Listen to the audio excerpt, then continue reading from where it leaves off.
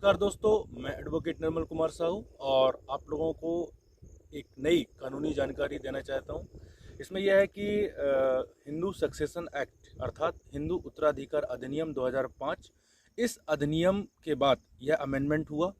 Hindu succession act 1956 का जो है अमेंडमेंट होकर एक नया जो अमेंडमेंट एक्ट बना वह Hindu succession act amendment act 2005। इसमें बात यह है कि इस एक्ट के आने के बाद जो पुत्रियां हैं, डॉटर्स हैं, उनको भी पुत्रों के समान एक समान बंटवारा, समान संपत्ति का बंटवारा का अधिकार आ गया। अर्थात कहने का यह है कि पुत्रियां भी पुत्रों की भांति अपनी पैतृक संपत्ति में बराबर की हिस्सेदारी रखती हैं। इसमें विषय यह है दोस्तों कि धारा 6 जो है हिंदू सक्सेशन एक्ट की धारा 6, इसमें यह कहा है कि यह अधिनियम जो है 20 दिसंबर 2004 के बाद लागू हुआ और लागू होने के बाद इसका प्रभाव भूतलक्षी होगा, ना कि भविष्यलक्षी। इस बात को लेकर कई ऐसे जजमेंट्स आए हाई कोर्ट और सुप्रीम कोर्ट के। 2016 में एक जजमेंट आया जिसमें कहा गया कि पुत्रियां को पैतृक संपत्ति में अधिकार तब होगा जब उसके पिता 20 दिसंबर 2004 से पहले जीवित हो। यदि उसकी मृत्यु हो जाती है तो उसे उसकी पैतृक संपत्ति पे हकदार नहीं मानी जाएगी। फिर सुप्रीम कोर्ट में बहुत से ऐसे चैलेंजेस आए कि क्या पुत्री जो है जन्म से पैतृक संपत्ति में हकदार रखती हैं या नहीं।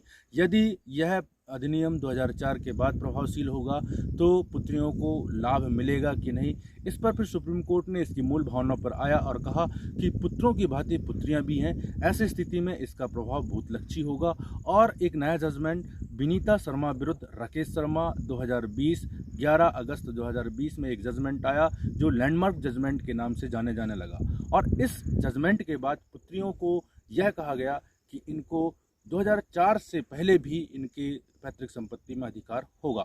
इस संदर्भ में कुछ कंडीशंस ये बताई गई कि यदि संपत्ति का 2004 से पहले बंटवारा हो गया हो, बंटवारा रजिस्टर्ड बंटवारा हुआ हो, रजिस्टर्ड डीड बनी हुई हो या फिर कोर्ट के द्वारा कोई ऐसा डिक्री पारित कर दी गई हो, तब ऐसी स्थिति में उस भूमि का पुत्रियां बंटवारा प्राप्त नहीं कर सकती।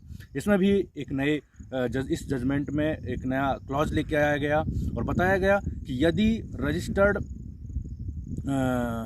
विक्रय हुआ हो या फिर कोर्ट के द्वारा डिक्री प्राप्त कर ली गई हो, यदि ये कंडीशन नहीं भी है और यदि भूमि का मौखिक रूप से बंटवारा हो गया हो और बंटवारा होने के बाद उस बंटवारे का हस्तांतरण हो गया हो, उस भूमि का नाम परिवर्तित, उस भूमि में किसी का नामांतरण हो गया हो या उसका दान हो गया हो या फिर उसमें कोई मकान बन गया हो, ऐसे स्थिति में भी पुत्रियां उस भूमि पर हकदार नहीं होंगी।